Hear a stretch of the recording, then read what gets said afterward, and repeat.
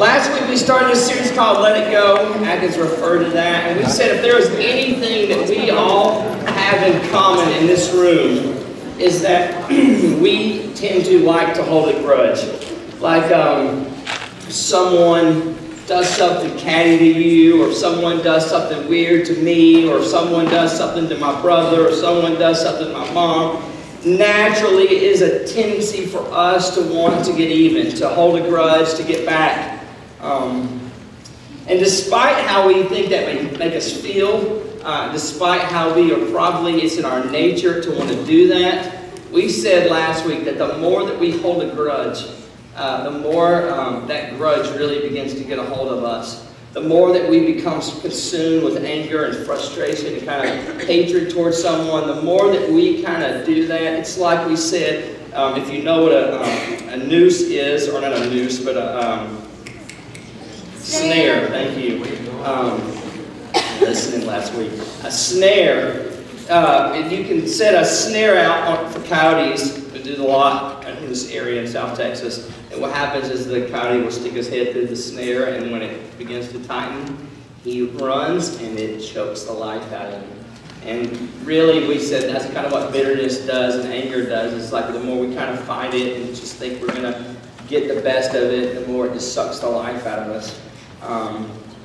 But I grew up in a family of 5. It was me, the oldest, top dog. I was the big brother. I was the one that ruled the roost around the house. How many big brothers, big sisters we got in the house? Anybody big brothers, big sisters? Yeah.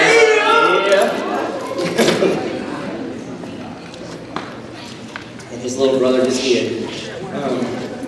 But I remember I would not want to be the little brother. I enjoyed being the big brother because there was a lot of benefits. But one thing that kind of stunk about being the big brother or big sister, I don't know about the big sister because I'm not a girl, but I would imagine it stunk for you. Maybe you can relate to this. But when I kind of went through high school and went off to college, I noticed when I would come home that my parents were like way lenient. They were like way chiller on my little brother than they ever were with me. Like curfews higher, not as many questions. It was like, and I remember thinking to myself and going, this is crap. This is so not fair. This is such bull. Like, what the heck is going on? I could never have done this in the high school. And I don't know if it was because my parents became lazy. I don't know if I wore my parents out and then they were just tired and defeated. I don't know if it was just because, they thought, okay, because I had a little sister, maybe. But my sisters, they were kind of strict with her. So I don't know, but maybe some families just like some families is all girls, and then the boy, they're like, oh, it's the boys, we'll be boys, and I think, I don't know what it is, but this is what I know. Brad never, ever, ever, ever, ever, still today, never went to my mom and dad and go, you know what, I think it is just so messed up that you're letting me do stuff that Brent never got to do. He never did that. He never would be like, man, I think it's messed up that I don't have a curfew when I'm in the 10th grade, or I don't know if he had that, but he never, ever, ever complained about, not having it better than I did. Never. But I know I did. You see, all of us in the room love things that are unfair when they benefit us.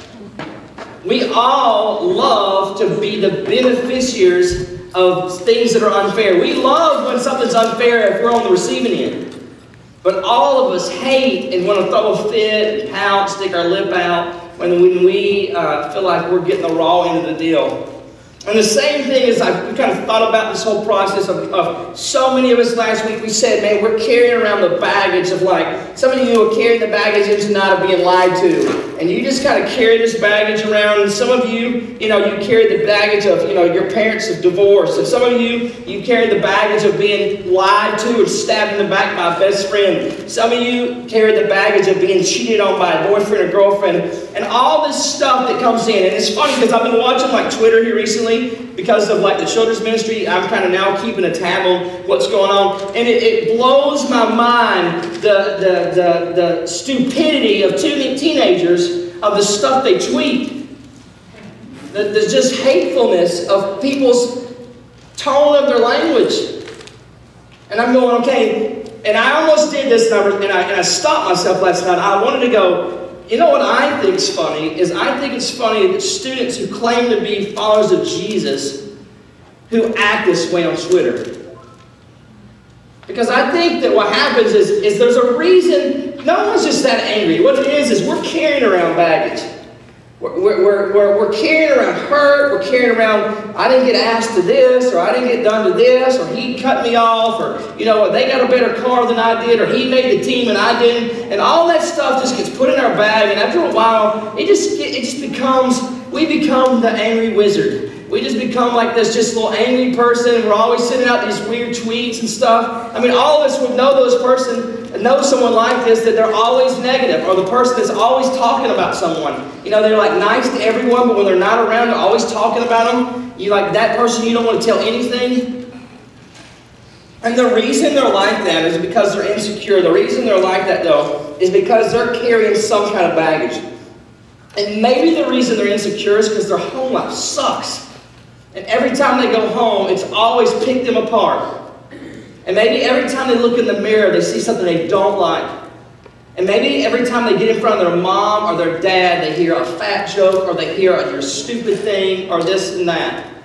And what I'm really hoping is that we recognize that, man, that unfairness we love when it's given to us. But when it comes to us getting cheated in life, we are quick to want to hold up the hand and go, I saw something, I heard something. And I think when it comes to forgiveness, we're the same way. We think forgiveness is a great idea.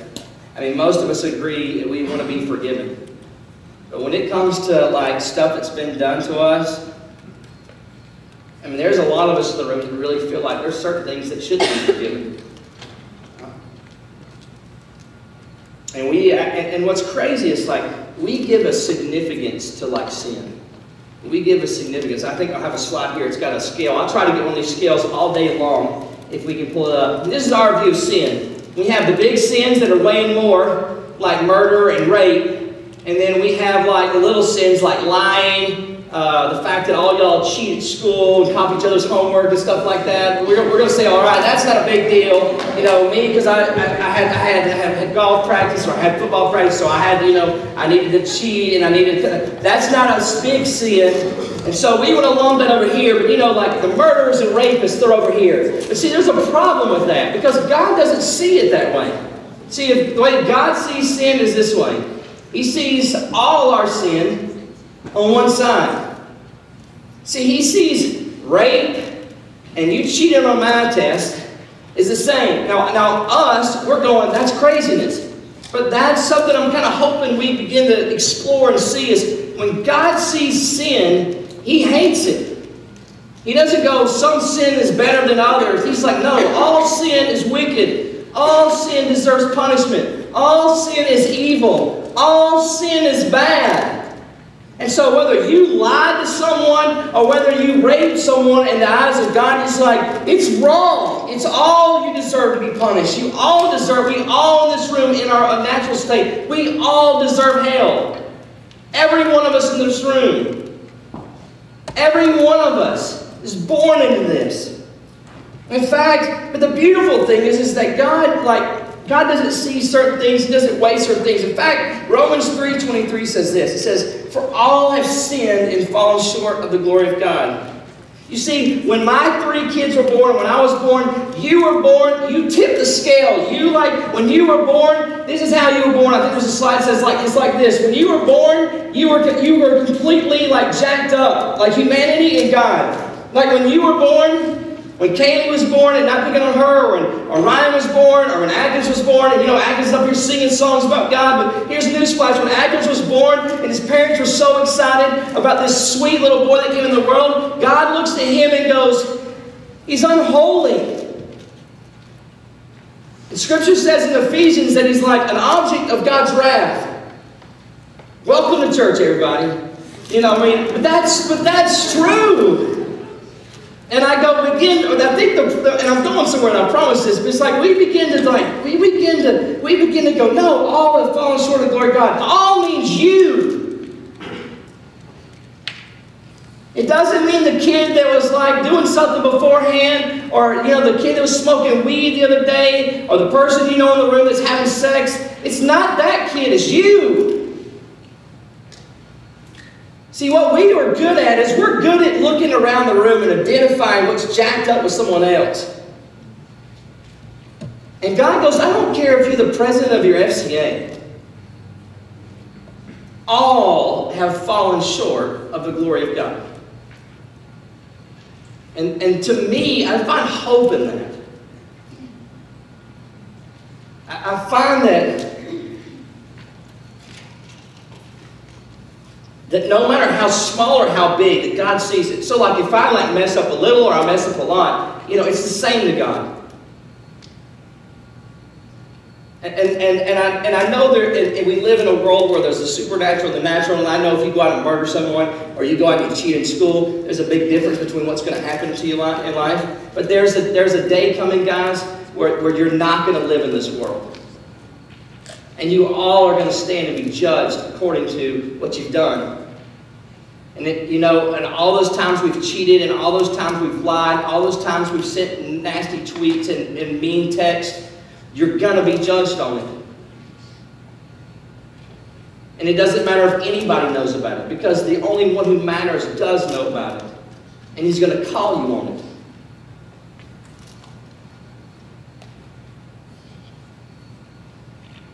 But the beautiful thing that I just kept thinking about today is once we finally recognize that we are all so short of the glory of God, once we realize that we've all fallen short, but we understand what Christ came to do to set us free, then we truly are set free to forgive other people. Because I believe this, forgiven people know how to forgive. You see, a lot of you in the room, the reason you have such a hard time with forgiving your mom or your dad for just messing your whole stinking life up, screwing up every stinking holiday, the reason that you have such a hard time with that is because you've never seen how jacked up you are too. And the reason that you have a hard time getting over the way he treated you or she treated you is because you've never really saw how you've treated God. And God goes, you think it's bad how your boyfriend treated you? You think it's bad how this person hurt your feelings? You think it's bad how this is? He goes, you are the reason Jesus was crucified. And he goes, there's not anyone in the room that doesn't get a pass on this. He goes, all of you have fallen short. But then when we begin to see how far we've fallen short, and the fact that he who knew no sin would become sin for us to become the righteousness of God, when we begin to understand what Jesus has come to do for us, forgiving people begin to forgive. And the tension is because for many of us in this room, is you've never, ever, ever considered the depth of your need for forgiveness. Because you're good. What does that even mean?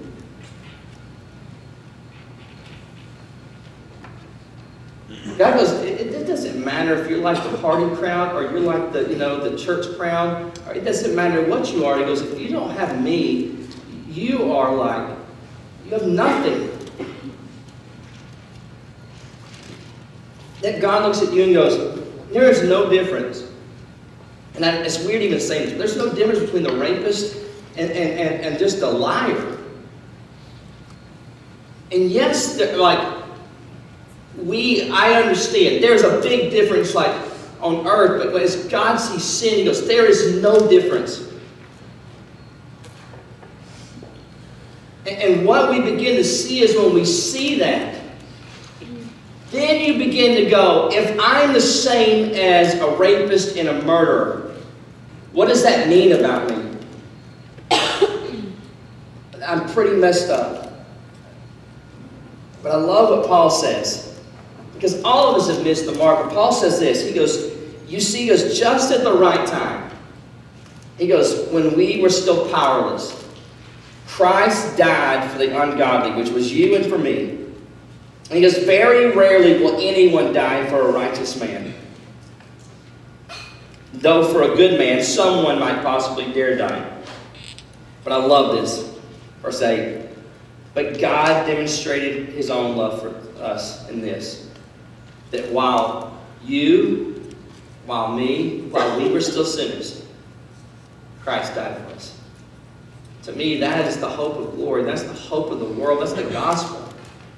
That while we were powerless to do anything to change our circumstance, while we were powerless to do anything about our nature, Jesus came and died and took our place. And the thing I love about this passage, it tells us we're powerless, we're unable to do anything, but it also exposes our selfishness, because very rarely is anyone going to die for a good person. But no one is going to die for a bad. No one is going to stand up and go, I'm going to die for the rapist, I'm going to die for the murderer. And God goes, that's exactly what I'm going to do. And so what we tend to think is, all right, well, God's dying for the sickos of the world. And God's going, no, I'm dying for you. Because there's no difference between the murderer and the rapist in the eyes of God when he looks at us, apart from Christ. Because his ways are not our ways. His thoughts are not our thoughts. He is the only true just one.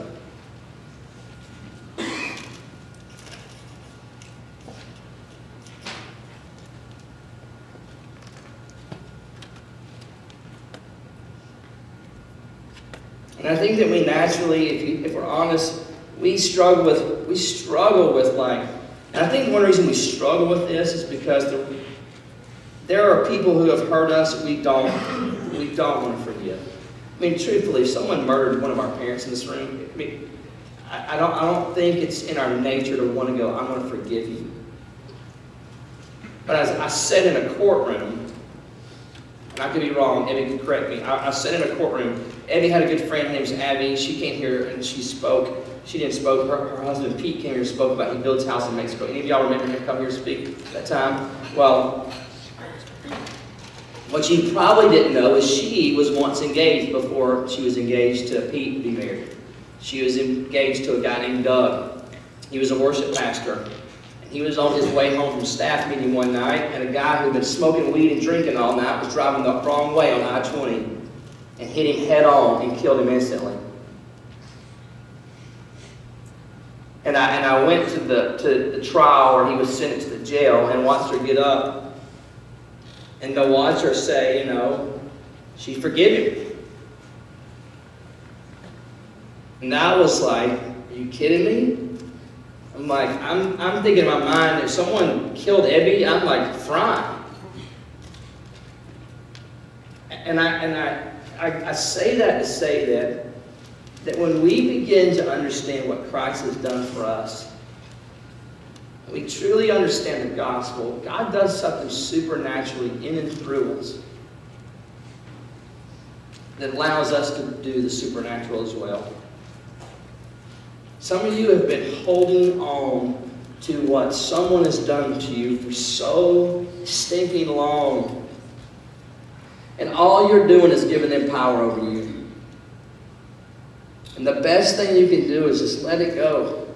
To cut loose of all that stuff. Because it's like cancer. You get cancer in your body, what do? We cut it out. But what we choose to do in life is when we hold on to all this baggage, it just eats and eats away at us.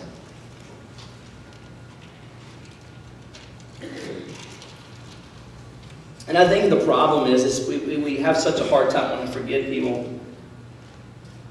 And I think it's also because we don't see ourselves as being that bad, and whatever that even means. But like we said, all of us have fallen short of the glory of God. We've all missed the mark. And I think when we truly I know for me, when I truly have begun to understand that, it's made it easier. Am I still there completely yet? No. It was funny. Today, I haven't been like angry at like a couple people in a long time. And there were two people in the room tonight that like have in the past rubbed me the wrong way. They weren't students. They were just people coming through the building. And it was funny, like these weird thoughts came in my head. It's like, and I was like, this is such a tact to try to want to harbor anger towards someone, something I've let go a long time ago. And I'm going, God's like, all right, what are you going to do with this? I'm like, am I going to let this stir in me and get me frustrated? Or am I going to just say, God, I've given this to you a long time ago. I'm going to let it go. And I go, I got to let it go. I'm not going to get into that. And that's something that we constantly have to dive to. And I go, well, how do we put this in practice? I think you look at the life of Jesus. I think Jesus, as he's being crucified, we see this last week, he's going, Father, forgive them, for they not know what they do. But I want to illustrate this way. Like, okay, let's say me and Mason and Aspen, we went out, and let's say we went, I don't know, we went out to Lake McQueenie, and we were riding, and all of a sudden, I don't know, something happened, and like we were skiing, and something happened, and there was an accident in the water, and and somehow he was drowning or something, and I had to do something basically that saved, Aspen's life. And then, and like I think about like that, I go, it would be natural for me to go, Aspen would probably feel indebted to me for something. He would probably feel like, man, I need to be loyal to this person. I used to always tease one of my best friends growing up, Billy. We were coming around a curve one time, and the door flung open, and I started to fall out, and he grabbed me and pulled me. And I used to always be like, man, you saved my life. And he's like, man, I didn't save your life. And I'm like, as a kid, I thought, he saved my life. I probably saved him from getting some scratches. But in my mind, I was like, he's my buddy, he's my friend. And I had this sense of like loyalty to him because of what he had done. And I think that when we truly understand what Jesus did for us, when we really realize of just how messed up we were, and how jacked up our lives were apart from him, no matter how good our lives looked on the outside, or no matter how good we had been morally, just in our nature, how messed up we were. And when we truly understand what Jesus did for us in the gospel, and we understand the magnitude of what we've been forgiven, there's a sense of gratefulness that changes the way we live our lives. And we are able to let things go because we realize that the one who had every right to not let anything go, let it all go. And he let his life go. And he was willing to go the cross and die for us. So why should we do anything less? And I really want to challenge you guys. You need to reevaluate the gospel. What does the gospel mean to you? What is the good news of Jesus mean to you? Because some of you don't feel like you've really, the reason you're not like feeling like you need to do a lot of crazy things for God and be really dedicated to him is because you really don't feel like he saved you from anything, really. And if that's true, maybe the gospel really hasn't taken root in your heart. But maybe God would open your eyes just for all of us of just how sinful we are and just how far we've missed the mark. Because this is what I know, enough of doing life in the 37 years I've been alive, is that forgiven people, truly forgiven people, they forgive people. Because people who are supernatural, they do the supernatural. And with the same Spirit that lives in me, that raised Christ Jesus from the dead, then with that there's power. So some of us, we need to stop judging what's fair. Some of us need to stop measuring other people's offenses on a scale. We need to quit doing this. And all of us need to experience this forgiveness. And for some of you, your issue is not forgiving someone else. Some of you in this room, if I'm honest, your issue is forgiving yourself. And some of you, maybe girls in the room, you've said, hey, there's certain moral boundaries I've set in my life. There's certain things that I said I was never going to do. And you know what? High school happened and lines got crossed and you did things that you didn't think you were going to do. And ever since then, you've always felt dirty and you've always felt upset and you've always felt ashamed and you've always been frustrated with yourself. You've always beat yourself up. And it's not an issue of trying to forgive someone else, but it's been an issue of you going, can I forgive myself? Because I'm so frustrated and mad at myself that I did this that I can't even think that God would forgive me. And then maybe for the first time that the gospel would go, hey, the good news for you is God sees all of us the same. The person that you think is so awesome in the room, God looks at their sin the same way he looks at yours. And that's the hope, the good news of the gospel. And maybe there's some of us for the first time in the room that maybe you just, for out of a sense, for the first time, the gospel just becomes a new and fresh in your own life, that you go, man, I really have been set free of something. I really have been moved from death to life.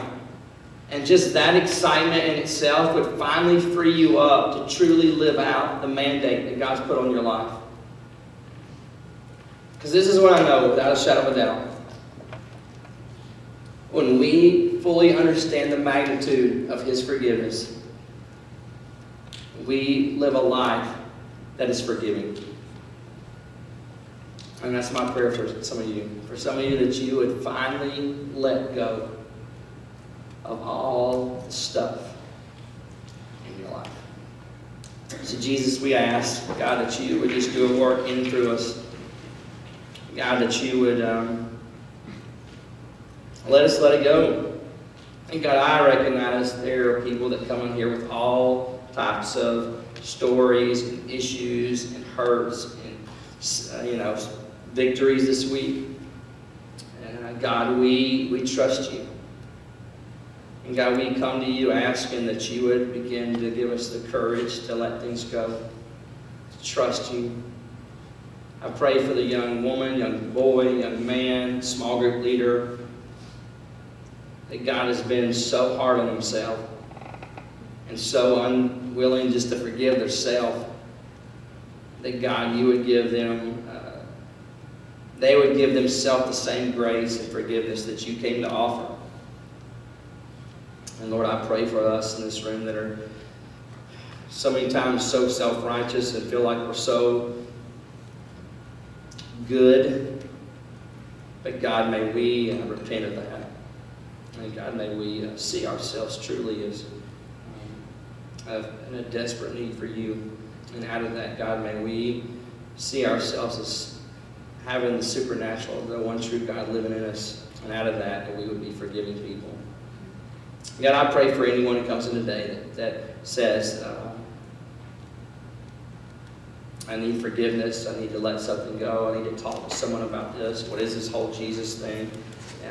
Maybe I don't even know what in the world's going on. There's something stirring in their heart. I pray they'd come talk to me, come find a leader, come find someone. And God, that we could open up and say the good news is this, that Jesus came to live a perfect life and to die on a cross so that we could have life and that we could be forgiven of all our junk. And that God, so we can be set free to live a life that's forgiving and loving and that's different. And so we trust you, Jesus. Amen.